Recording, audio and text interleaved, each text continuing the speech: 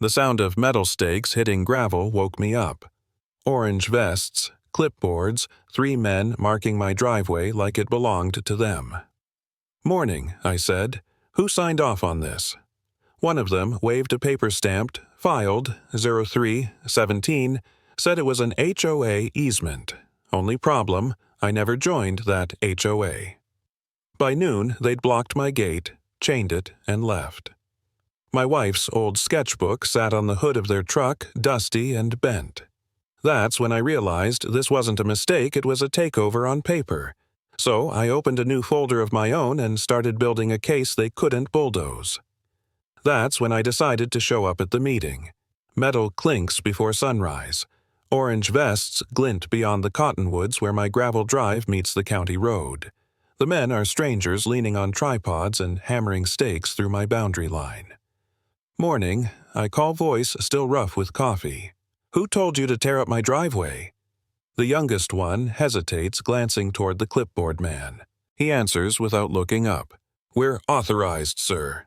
HOA easement expansion." I rest my hand on the tool bench beside the porch, feeling the vibration of each hammer strike travel through the air. Behind me, my granddaughter Elise sketches the cottonwoods in her notepad, oblivious to what a line in the dirt can cost. "That's funny," I say, stepping closer, "because this ranch isn't in your HOA. Never was. Never will be." The clipboard man sighs as if I'm an obstacle on his checklist. "All we have, Mr. Travis." He nods curtly. "All we have is a filed notice. County approval. You'll need to take it up with the board." He holds up a paper sealed with red ink, filed 512-07, like it's a weapon. The wind flaps the page, and for a second the sun catches the stamp bright as blood. I reach for the notice, but he pulls it back. "Can't hand this over, sir." "Then stop driving stakes into my ground." "Can't do that either." The bulldozer, parked down the lane, rumbles to life, exhaling diesel. Its blade catches the first light of dawn. Elise looks up, eyes wide. "Grandpa, they're going to hit the tree." "Stay by the porch," I say, keeping my tone calm. The oak she's talking about is 20 yards off a shadow stretching across the fence line, the one I planted after Claire died. Every inch of this soil carries a memory, and these men are trampling it like it's spare earth. I walk to the gate. The nearest stake wobbles under my boot. "You cross the fence line by 50 yards. You know what that means." The youngest surveyor fidgets.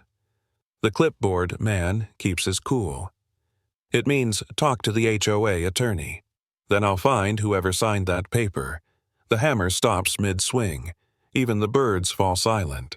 The bulldozer idles low and heavy, waiting for orders. For a heartbeat, the whole world seems to listen. I pick up one of their dropped markers, the thin wooden pin with orange tape fluttering from its top, my first prop, though I don't know it yet. The tape snaps in the wind, a tiny flag of defiance. "You boys done here?" I ask.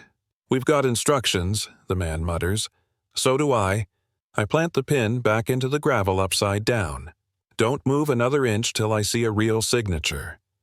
He looks at me like I'm the crazy one, but he doesn't swing that hammer again. Inside, the kitchen smells like motor oil and toast. I pour coffee into my old diner thermos, the same one from the tool bench back when Claire and I used to drive into town on Saturdays. The habit steadies me. Elise peeks through the curtain. "Are they leaving?" "Not yet," I say, "but they will." She nods, clutching her sketchbook. The pencil smudge across her thumb looks like a streak of dust from the gate. Kids see details that grown men forget. When I step back outside, the notice flaps again on their truck windshield. That stamped word, filed, burns itself into my mind. A legal ambush slipped through paperwork and fine print. My land was here long before their covenants and bylaws. I bought it after Claire passed, poured my grief into the soil and fence posts. The gate, the drive, the oak. They aren't just property lines. They're the borders of memory. The machine's idle fades, leaving the wind to whistle through rebar and tape. One of the men picks up the clipboard, trying to ignore me. "We'll be back Monday, sir," he says. "Bring your boss," I answer, and his boss's lawyer. He doesn't reply. The orange vests vanish into the dust. The quiet after is heavier than noise. Elise comes to my side holding up her sketchbook. She's drawn the oak tree, the stakes around it like arrows pointing inward. In the corner she's written one sentence: "If you own the source, you own the story." I manage a smile. That's one for the fridge. But my stomach knots. They think a stamp and a loophole can erase a lifetime. I twist the thermos cap, listening to the metal click the same sound as their hammers, but steadier mine. By noon, the wind has shifted east. I drive into town, gravel spitting under the tires. The diner clock blinks 9:13 as I pull in. Earl behind the counter gives me that look, the one that says, "What's wrong this time, Jack?" "They're at it again," I tell him. HOA, worse. Paperwork. He pours me coffee without asking. "You gonna fight it?"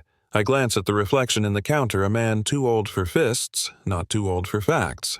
"Yeah," I say, starting with whoever filed OR 12-07. That afternoon, back at the ranch, the boundary pins stand crooked but unmoved. The gate chain hums in the wind like a warning. Elisa's drawing hangs on the fridge, the pencil lines trembling where she pressed too hard. "Grandpa," she asks from the porch, "what happens if they come back?" I rest my hand on her shoulder. Then we remind them where the line is. The last sunlight slips through the oak branches, tracing the stakes like veins. Somewhere out there, a file sits in a drawer with my name on it. I'll find it, and the hands that signed it. The machine's echo fades down the valley. For the first time that morning, I feel the heat of my anger settle into something sharper resolve. They wanted to measure my land. They just measured my patience instead. The post office window slides open with a squeak, and the clerk drags a rubber stamp across an ink pad like he's loading a tiny hammer. Thud. The mark blooms wet and dark. Received 03-17. County records, I say, passing the request slip and my ID. Plat files tied to notice Theater 12-07. Anything amended in the last 6 months. He peers over his glasses. "You in a hurry, Mr. Travis?" "I was yesterday." He disappears into the back. Fluorescent lights hum. Someone coughs behind me. On the far wall, a bulletin board holds yard sale flyers and a faded BBQ cook-off poster. The air smells like paper dust and old envelopes. The clerk returns with a thin manila folder and sets it on the counter like it might bite. He stamps the top page again. Received 03-17. The same hour on every sheet, like the county fell asleep with its hand on the clock. "I'll read here," I say. He slides me a plastic ruler. "Helps track lines," he mutters, as if he knows what kind of trouble lives between them. I lay 2 plats side by side. The older one is crisp drawn when lines meant fences and not just fees. My driveway runs clean to the county road. On the newer one, a faint gray swale cuts a neat bite out of the gravel apron. The legend calls it utility buffer realignment. The driveway is shaded like it belongs to somebody else. A man behind me clears his throat. "Long line back here," he says. "Won't be long," I answer, eyes on the ruler. Just measuring how far a lie can travel on paper. The clerk leans over. "You find something?" "Maybe," I say. "Maybe it found me." He nods once, like a man who's seen enough fights to recognize another. "Copies are 50 cents a page. I'll need them." I look at the clock, 10:42, and direction to the recorder's annex, 2 blocks east. Look for the brick with the cracked cornice. Outside, the heat has started to lift off the pavement. I carry the folder like a live wire back to my truck. My laptop wakes to the glow of a cowhide screensaver Elise set for me. I spread the plats on the passenger seat and snap photos with my phone, old versus new ruler marking the change. The difference is not small. It's measured treachery. An email pings before the AC kicks. Subject: cease and desist. Mr. Travis, it reads, you are hereby directed to refrain from interfering with authorized construction and utilities. Failure to comply may result in civil action.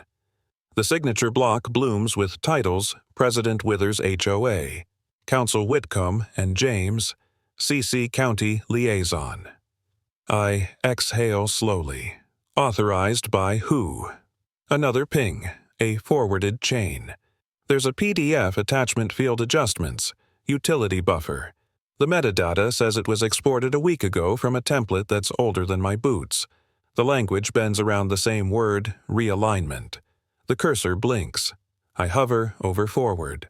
I know 2 reporters who love a story with a villain in a blazer.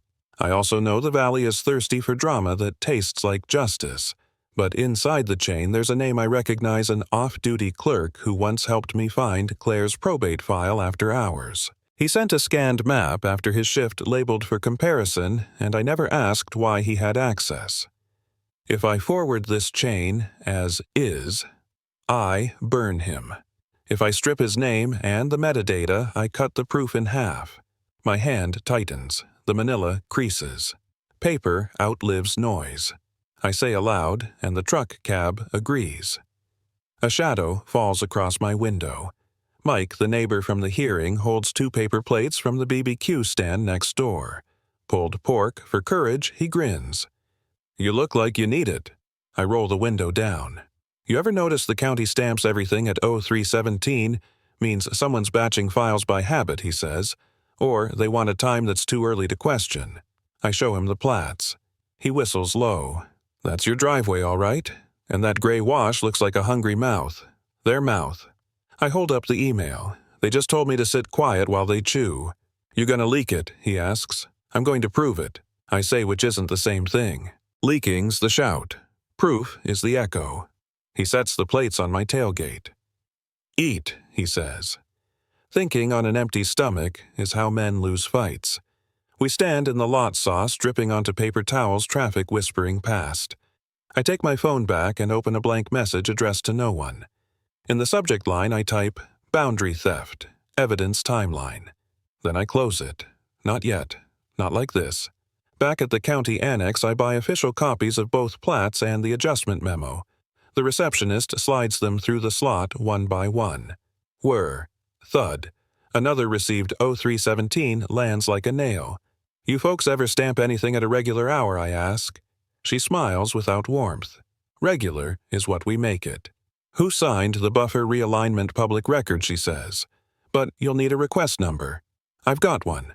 I lift the folder.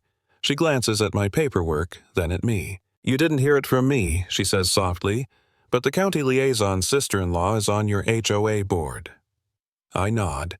No one ever looks far enough upstream. On the way out, I stop by the corkboard where the annex posts changes.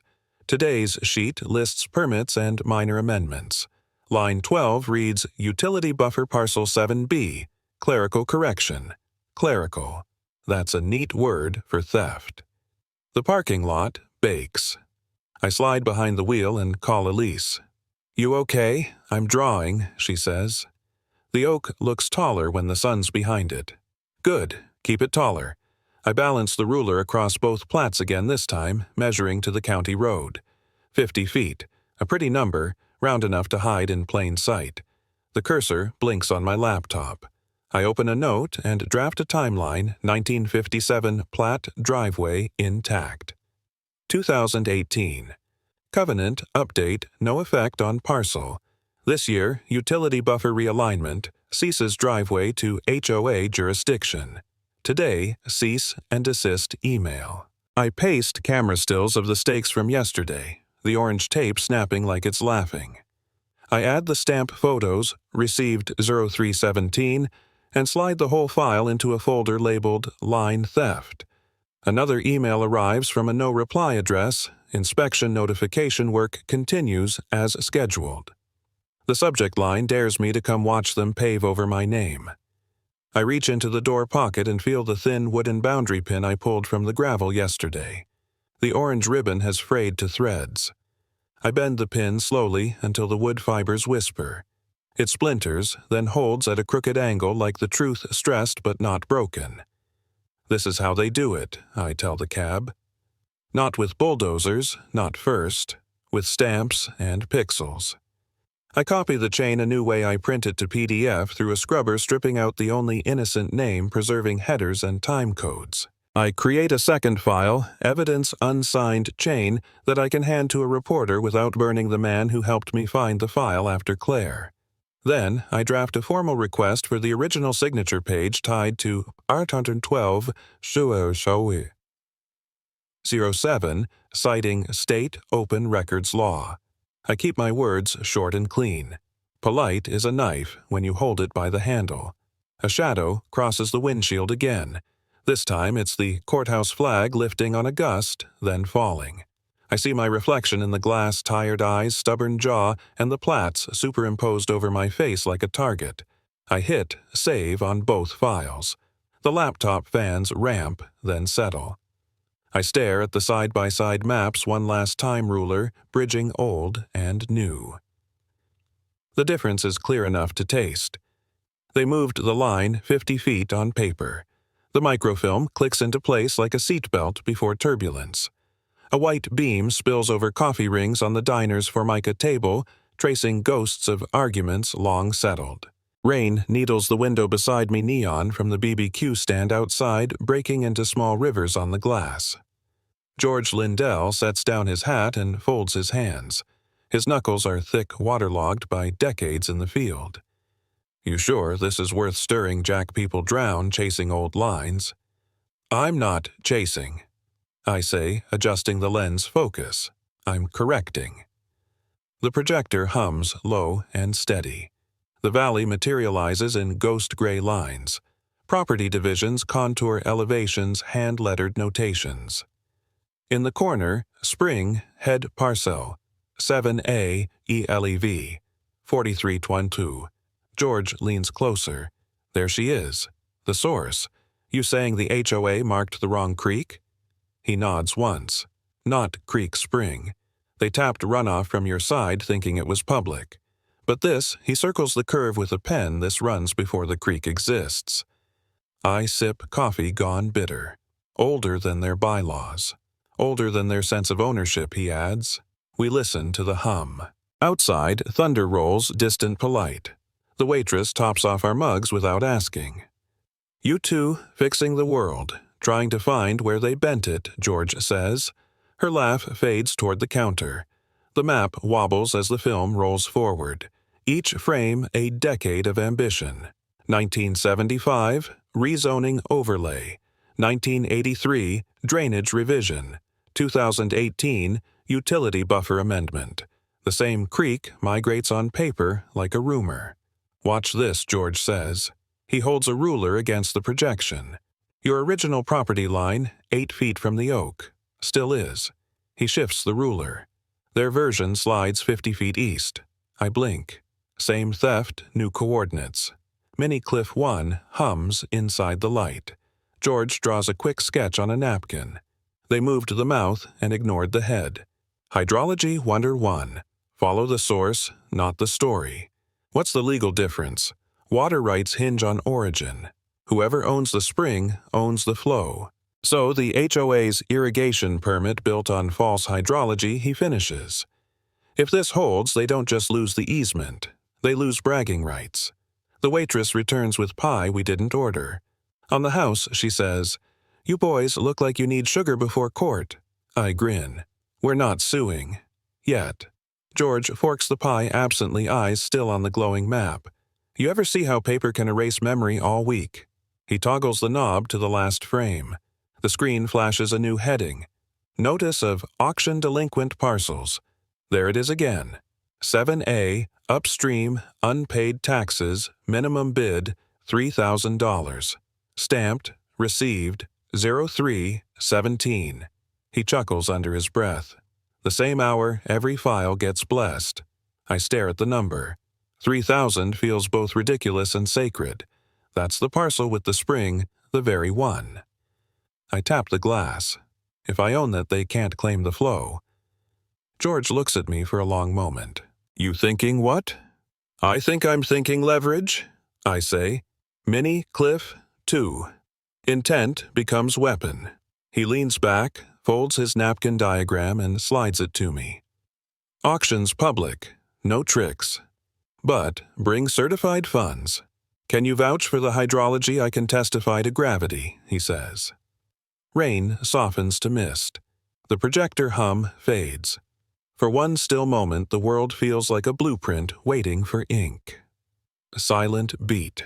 I rewind the reel. The map collapses into shadow, leaving only the white rectangle of light on the wall. The waitress clicks the coffee machine off a soft metronome to end the session. George pulls out his wallet and slips a worn business card across the table. George Lindell, Hydrology, Ret. On the back, he writes Auction ID 7A. Recorder's Office, ask for Clerk Tilden. I pocket it. Appreciate the clarity. He stands slowly. Water remembers where it's from, Jack. People forget. Outside, the air smells like pennies and wet dust. Puddles mirror the diner sign flickering between EAT and AT. We walk toward our trucks. I balance the microfilm box under my arm like evidence. You ever testify in court? I ask. He shrugs. Once about a levy. They lost, but the water didn't. I smile. Then we'll let the facts flood them. He laughs once quick clean. Careful. Floods don't stop at fences. I glance at the hills where the creek hides the spring. The thought hits like a current they built their claim on water that isn't theirs, and I just found the proof.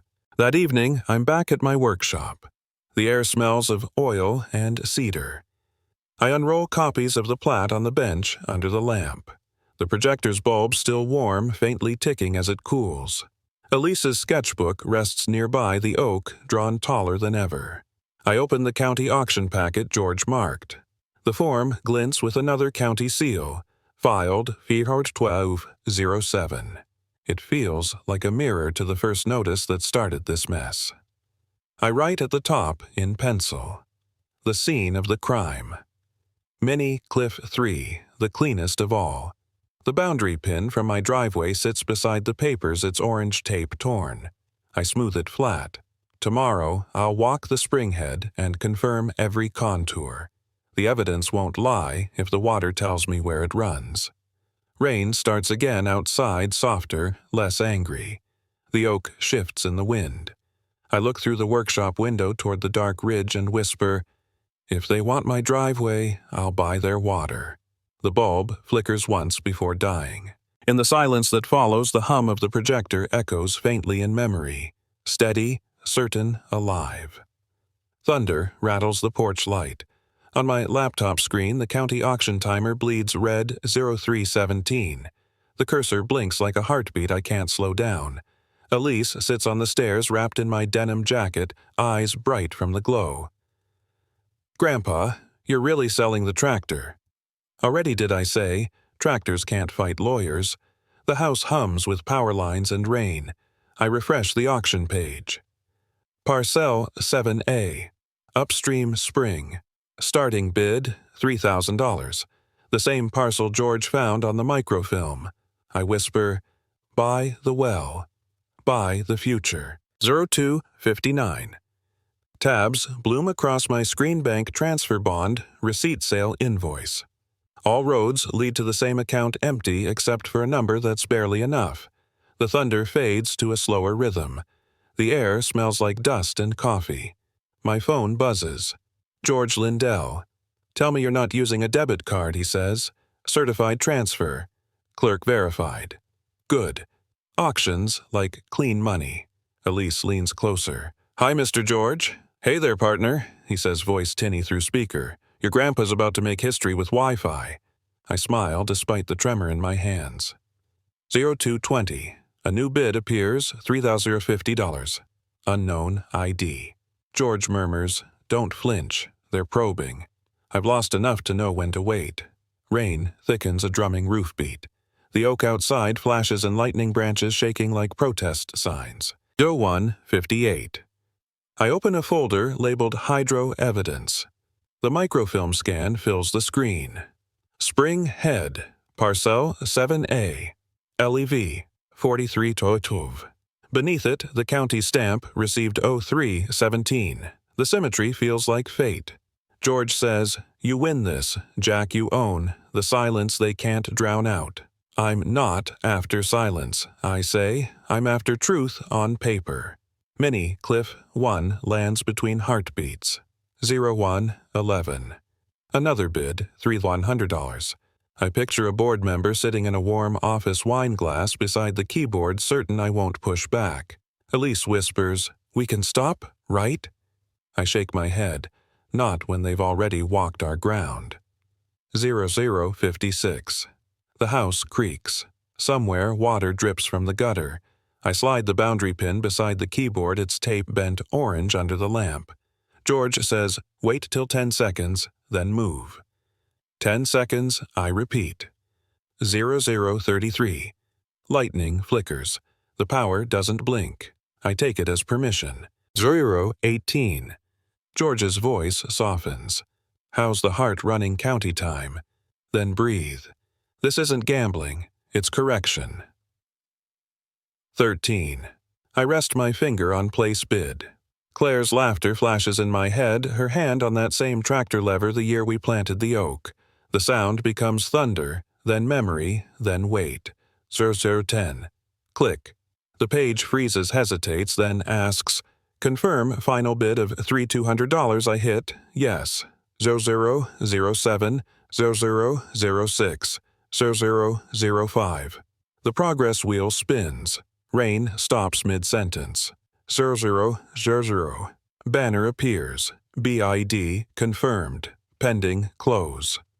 Thunder rolls once more, softer this time, like applause from somewhere high above. For 5 long seconds, no one breathes. Then a second line prints itself under the first deed received, county tax auction, 0317. I read it twice. The words sink deep, heavier than joy, steadier than fear. Elise steps off the stair. "Did we win?" "We did," I say. By 10 seconds and 1 heartbeat. Minnie Cliff 2 tightens the room. George exhales through the phone. "Congratulations! You just bought their water." The phrase lands clean as a hammer. I laugh once too loud. Feels more like I leased my future. He chuckles. "Future's cheaper than pride. Not tonight." Elise hugs me from behind, arms across my shoulders. "Can we name it The Well?" "Yeah." I glance at the glowing seal. Let it keep its number for now. It earned it. The rain has stopped. The silence feels electric alive. I hear the fridge click off the roof, settle the faint creak of the oak, returning to stillness. George's tone turns businesslike. "Tomorrow, you pick up the deed. Recorder's office opens 8 sharp. Bring ID and that receipt. We'll draft notice to the HOA, courteous, factual, final." "Formal notice," I say. "No fire, just ink." "Exactly. Paper outlives noise." That's the line. We sit with it a moment. Elise hums under her breath, maybe a lullaby, maybe a prayer. The laptop still glows. The cursor has stopped blinking. I take a picture of the screen seal timestamp proof. Saved under Deed 0317, confirmed.pdf. The boundary pin rolls toward the edge. I stop it with my palm. "Hold steady," I tell it. "We're not moving anymore." Elise yawns. "Can I tell Mom tomorrow?" "Tell her we kept the spring," I say. She nods, satisfied. "Good night, Grandpa." She climbs the stairs, feet soft on the wood. I listen until the door closes. Alone. I reach for the old thermos, pour the last inch of cold coffee, and raise it toward the laptop. "To lines that stay true," I whisper. The storm has passed. The clock on the microwave blinks 0317. The house finally feels level again. Minnie Cliff 3 fades into stillness. The fluorescent lights hum overhead, harsh and white, casting a cold shine on the rows of folding chairs lined across the clubhouse floor. The air smells of chlorine from the nearby pool, mixed with disinfectant and anticipation. Carla stands behind a long table at the front, her clipboard stacked with printouts and bylaws, a microphone trembling on its stand. "We'll begin promptly," she says, voice brittle, carrying just far enough to reach the last row. The mic squeals with feedback slicing through the chatter. I'm sitting near the back deed envelope, balanced on my knees, thumb tracing the raised seal beneath the paper. Elise waits by the door, notebook in hand, her eyes flicking between the crowd and me. George leans forward beside me. Tie, slightly askew expression, calm, but charged with quiet satisfaction. When Carla says my name, her tone turns clipped. "Mr. Travis, you're not on tonight's agenda." The hum fills the pause between us. I stand slowly. "I'm on the record," I say. A ripple passes through the crowd, a few heads turning, chairs creaking. Carla tightens her jaw. This is a homeowners meeting, not a hearing. I hold up the envelope. That depends on what gets heard. The clerk at the table looks uncertain when I hand him the flash drive. He glances toward Carla. She doesn't nod, doesn't shake her head. He plugs it in anyway. The projector flickers to life and throws light across the back wall. The first slide appears in black letters against white, filed deed transfer. 55719, received 0317. The reaction is instant. Murmurs rise, confusion turning to disbelief. Carla moves closer to the microphone, her voice sharpening. You had no authority to access those files. I step forward, slow and steady. Public record, county office, certified copy.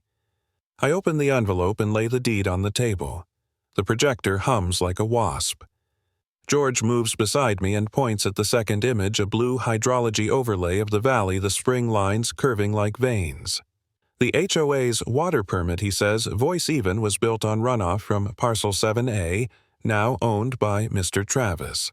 What you see here are the natural boundaries from 1957, verified by county survey. The intake you built sits downstream of his property. Carla shakes her head, laughing without humor. A puddle and a paper stamp don't rewrite covenants. George doesn't flinch. No, but they clarify theft. Laughter ripples in the back rows, quiet but real. I rest a hand on the map. You fined me for gravel repairs, for fence posts, for painting my gate. You cited bylaws written over water you didn't own. That ends tonight. The next slide loads easement map. Boundary shift 50 feet east. Someone in the audience exhales sharply. Another whispers, "That's my side of the creek." Carla's microphone hisses again as she shouts, "Out of order!" George's voice cuts through hers. "You can't declare physics out of order." The room freezes. A man in a golf jacket stands. "So, we paid for irrigation the HOA never controlled." I nod once. Every dollar. The fluorescent hum seems to deepen. Carla turns toward the board members flanking her. "We'll discuss this privately." One of them clears his throat. "Carla, the members deserve to know." She stares him down, but finds no ally. The clerk fidgets, then switches to the next slide. County Survey 2024.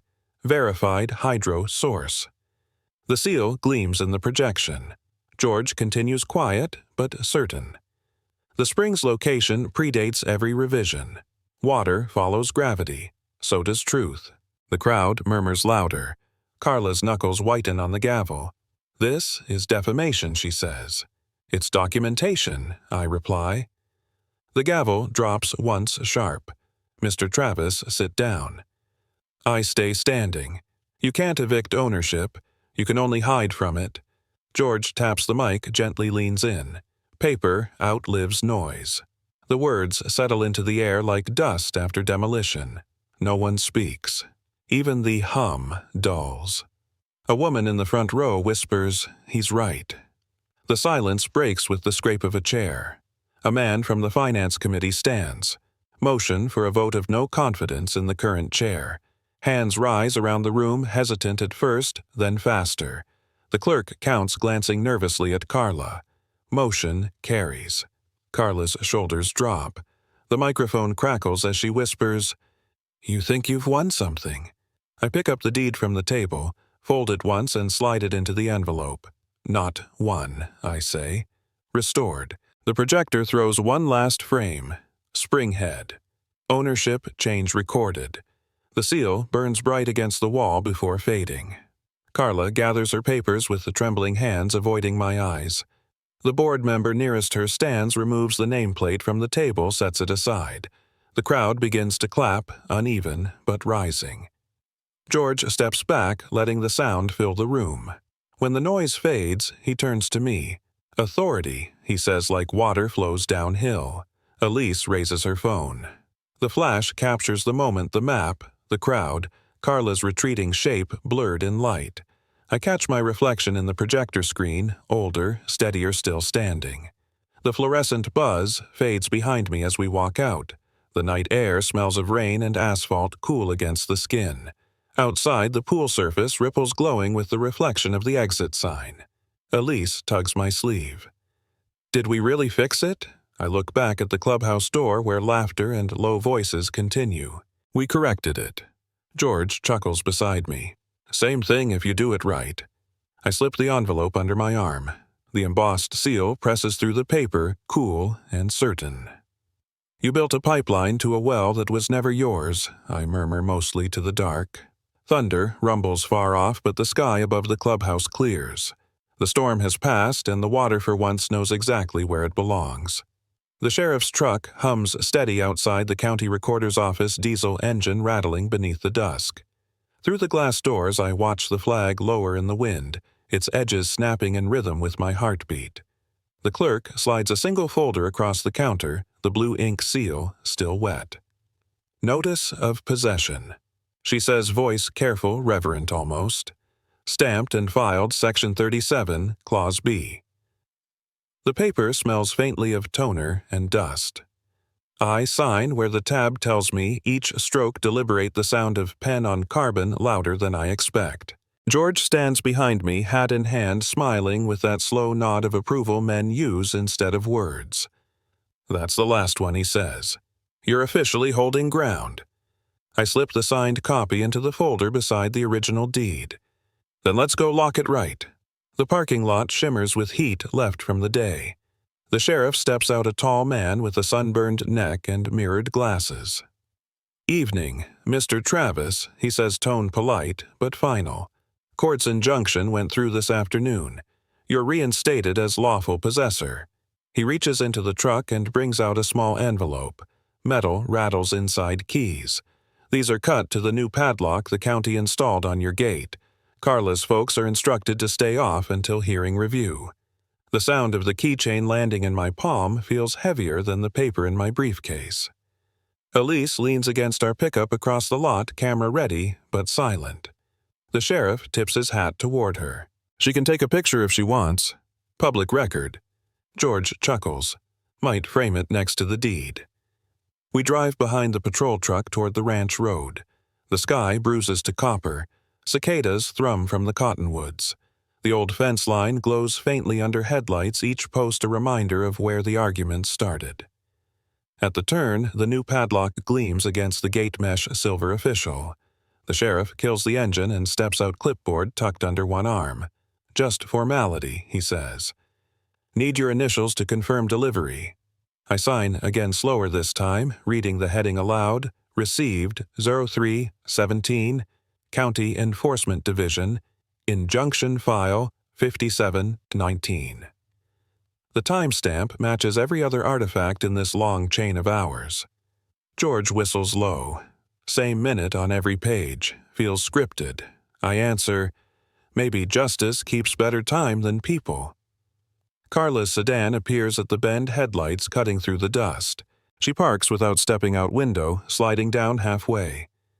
You really had to drag them into it, she asks, voice thin. I walk toward her car folder under my arm. Didn't drag anyone, I say. I filed. She glances past me to the sheriff, whose hand rests easily on the truck door, not on his holster. You could have talked to the board. I did, I remind her. In fluorescent light. George stays by the gate, studying the lock. The sheriff watches the road, waiting but not interfering. Carla's car smells faintly of perfume and frustration. I hold out a single sheet from the folder. Courtesy copy, I tell her. Not permission. She takes it without looking at me, folds it in half, and stares at her steering wheel. You think this fixes everything, she whispers. I shake my head. No, it just stops the leak. She bites her lip, starts the engine, and backs out slowly. Gravel pops under her tires. For a second, I think she'll roll the window down again, maybe apologize, maybe curse, but she doesn't. The taillights fade into the trees, red shrinking to nothing. The sheriff clears his throat. You want to test the lock? I nod. He steps aside as I press the key into the padlock. It turns smooth, precise, the click loud enough to echo. The gate swings inward. Hinges groan like old bones. I walk a few paces past the line and stop where the survey stakes once stood. Only grass, now flattened, but alive. Elise moves closer, raising the camera. The flash catches the key mid-air as I lift it slightly. Proof, she says. Symbol, George corrects. Same thing tonight, I answer. The sheriff signs his own form, tears the yellow copy and hands it to me. You're good, Mr. Travis. If they cross that line again, call us first. Let the paper work for you. I nod. That's the plan.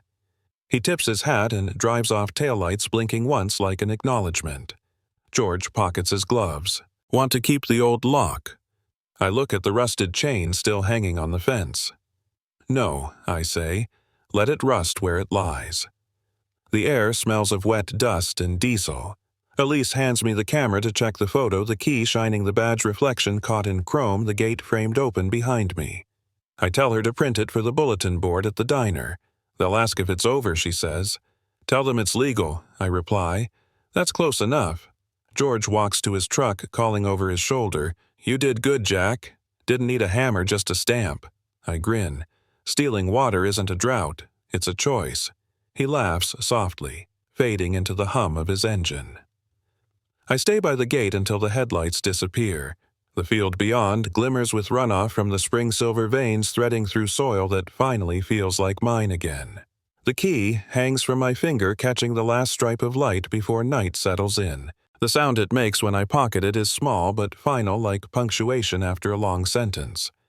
I look once more toward the empty road where Carla's car vanished. If they come again, I say to no one, they'll face the law, not me. The wind shifts, carrying the scent of the spring clean and cold. I lock the gate, the padlock snapping shut with authority that feels earned. Behind me, the ranch lights blink on one by one, steady as stars returning after a storm. The trail camera's LED blinks red against the darkness, pulsing like a heartbeat at 03:17 a.m. The floodlight by the spring hums alive, washing the mud and the rusted pipe in harsh white. Water burbles faintly under the glare, the sound of a living thing defending itself. I stand a few yards back with my phone in hand, screen streaming the feed from the camera. The timestamp burns in the corner. 17:06. The image is steady, even as the ground trembles from the backhoe's engine. Carla's silhouette moves through the mist, sharp in the halogen beam. She's yelling at someone. I can't see the metal arm of the backhoe dipping like a threat toward the creek bed. The gate chain dangles loose. She's already cut through the county lock. Mud churns under her tires, splattering her SUV parked crooked behind her. George's truck headlights crest the hill just as the bucket hits the first pipe. The crack echoes through the valley, followed by the rush of water, clear and furious, escaping through the new wound. She's doing it, Elise whispers beside me. She's breaking the injunction. I press call on the sheriff's number voice even when he answers. It's Travis, the spring site. She's here. His reply is short. We're en route. Don't engage. George parks beside me, steps out slowly, hands visible. His face glows in the light from the monitor on my phone. Keep filming, he says. The feed shows Carla climbing out of the backhoe boots, sinking ankle deep. Her hair's wild, her gestures frantic. You can't take everything she shouts, though no one answers. I mutter. Not everything. Carla, just the part you never earned. The words sound heavier, spoken aloud, almost ceremonial. The sheriff's truck barrels down the gravel road, siren off, but lights strobing red-blue over the wet earth. Deputies fan out boots, slapping mud. One of them, a young deputy I've seen at the diner, points at the broken padlock. Gate was tampered with, he says into his radio. Another walks straight to Carla. She raises both hands, still yelling, but the sound drowns under the sheriff's voice, calm and absolute. Ma'am, you're trespassing under court injunction. Step away from the equipment. She freezes, mid-motion, water dripping off her sleeves. The floodlight turns her into a pale statue, edges flickering as the camera refocuses. I hold out the key I kept from the new lock. The sheriff takes it, shows it to the deputy, then to the lens of the trail cam. Evidence tag, he says, placing it into a small plastic bag. George watches quietly, arms crossed, hat low over his brow. The reporter from the local paper arrives minutes later, panting, shoes soaked. She lifts her camera and starts shooting flash, flash, flash, each burst freezing the scene in fragments. Carla's mud-smeared face, the broken gate, the deputy's steady hands. The last flash catches her turning toward me, mouth open, some word lost in the siren wail. "Mr. Travis," the reporter asks. Lowering her camera, "Can you comment?" I glance at the screen, still recording the timestamp advancing past 03:19. "Just film it," I say. "The record will speak." She nods, scribbling on her pad. Behind her, Carla sits on the bumper of the patrol truck, silent now, eyes unfocused on the ground. The sheriff signs something on his clipboard, rain starting again in slow pinpricks across the mud. "It's all yours again," he says quietly. I nod once. It always was. George steps closer, voice low. "You caught it clean. Every second." I look at the blinking red light on the trail cam. "Proof doesn't blink," I tell him. He smiles faint. Neither does justice sometimes. Elise exhales beside me, finally lowering the camera. "What now?" she asks. "Now we wait," I say, "and let the footage do what words can't." The sheriff waves to his deputies' trucks pulling out one by one. The sound fades until all that's left is the gurgle of the spring and the clicking of the cooling engine. I walk to the water's edge, kneel, and dip my fingers in. Cold, clear, alive again. The broken pipe leaks into the creek like a scar healing in real time.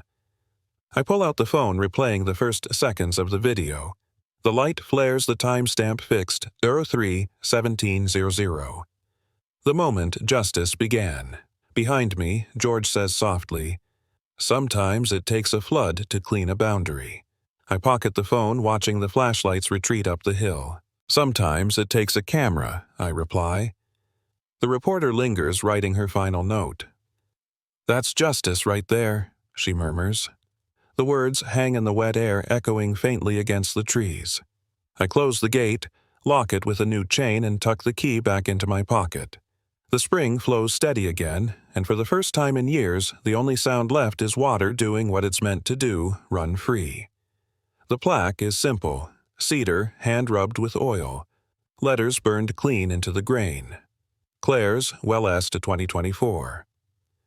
I hold the screws in my mouth while Mike steadies the post and George keeps the sapling from swaying. The last light spills over the ridge, turning the creek into a ribbon of brass. When I drive the final screw, the drill whirs, the wood accepts it, and the plaque sits level. Wind comes off the meadow and lifts the corners of Elise's sketchbook. She pushes her hair behind her ear and draws the plaque as if it has always been here. Neighbors line the path in twos and threes, Boots' muddy arms folded against the evening chill. No banners, no speeches. Just the kind of silence that means people want to listen. The new board, me, George, and Mike, stand shoulder to shoulder near the post. Mike clears his throat, opens a folder, and reads the one page we voted on this afternoon at the clubhouse. Any future utility project requires a 2/3 majority of all homeowners with full disclosure of contracts and conflicts. No loopholes, no quiet shifts on paper. He lifts his eyes. "Motion passed," he says, though everyone here already knows. A few hands clap. The sound moves through the grass like a small tide and settles. George sets a small brass key on the plaque's top edge just for a second, a borrowed star in the sunset. "From locks to letters," he says. "From keys to names." I nod. The key goes back in my pocket, warm from the day's work. The creek gurgles at our feet as if answering. I step forward, palm against the cedar, and find words I didn't prepare. Claire wanted quiet. Not walls, I tell them. She liked the kind of order that lets things grow. I look at the sapling, the slim trunk fitted with a soft tie. So we'll keep it that way. Paper where paper belongs. Water where water belongs. Elise lifts her phone and taps record. "Say the name," she whispers. I turn slightly toward the ridge and the line of cottonwoods that outlived our quarrel. "Claire's well," I say. "For the woman who made this place feel like home before it was ours." George steps to the edge of the path and reads a brief notice into the little meeting mic we borrowed from the clubhouse. The bylaw amendment is filed. Refunds for improper assessments begin next week, and the spring site is now a protected preserve with public access by appointment, posted hours, and shoes scrubbed at the trailhead. The words are plain. The promise is not. Mike adds, any contractor bidding in this valley signs a conflict disclosure. If they lie, the door stays shut. Someone calls out finally, and laughter warms the hill. Down by the fence, two kids chase each other with paper airplanes folded from old HOA circulars. One lands near my boot. I pick it up, see a tiny drawing of our plaque on the wing, and launch it back. The plane catches a gust, glides over the creek, and lands softly in the grass. Behind me, the radio in my truck wakes with a soft hum and a local voice I know from mornings at the diner. On the ridge tonight, folks gathered for a dedication. Finally, someone fought back. The words drift up the slope and find us. I hear Mike chuckle. George glances at me satisfied. Elise closes her sketchbook and presses the pencil behind her ear. Can I put the drawing on the bulletin board, she asks. Above the coffee urn, I nod. Use the big push pins. She smiles like the creek sounds. Grandma would have liked that. A woman I recognize from the vote steps forward with a mason jar of wildflowers and tucks it into the wire at the base of the post. We were thirsty, she says. Not for water, for sense. She steps back into the small crowd, and for a breath there is nothing but the wind through the grass and the old good sound of neighbors at ease. I clear my throat and look out over the valley that taught me patience the hard way. There's one more thing I say. This board isn't a throne, it's a chore list. We'll publish budgets, we'll read contracts out loud. If we forget, remind us here by this plaque. Heads nod. Somebody mutters amen, like a habit he didn't mean to show. George kneels by the creek cup's water in his hands and lets it fall back. She runs, true, he says. Leave her the easiest path, she'll take it. He wipes his hands on his jeans, stands and tips his hat toward Elise. You draw it the way it feels. She already has. The sapling stands in her lines a little taller than in life. That feels right. Applause starts near the back, soft, shy, uncoached, and rolls forward until it reaches the post and the cedar rings with it. Not triumph. Agreement. I look at the key in my pocket and know it has finished its work. The lock gave us a season. The plaque will give us memory.